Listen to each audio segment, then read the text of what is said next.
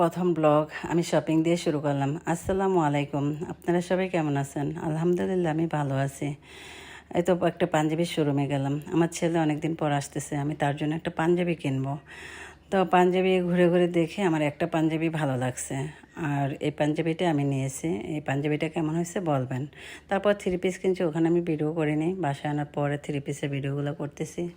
আর এই থ্রি পিসগুলো আমার ছেলে তার কাছের মানুষদের দেবে, তার জন্য আমি কিনে রাখছি। কেমন হয়েছে বলবেন। আর আমার প্রথম ভিডিও, প্রথম ভয়েস, আমি একটু ভয় পাচ্ছি। আমার পাশে আপনারা থাকবেন, আমার চ্যানেলটা সাবস্ক্রাইব করে দেবেন। আমার পাশে থাকলে হয়তো আমি আর একটু ভালো করতে পারবো, চেষ্টা করব। তো হয়তো পাঞ্জাবি পায়জামা আর থ্রি পিস কিনলাম। তারপর ভাবলাম আমার ছেলের জন্য আমি নিজে বাসায় কেক বানাবো। তো দুইটা কেক বানানোর জন্য নিয়েছে। এত ভ্যানিলা কেক বানালাম একটা, কেমন হয়েছে বলবেন।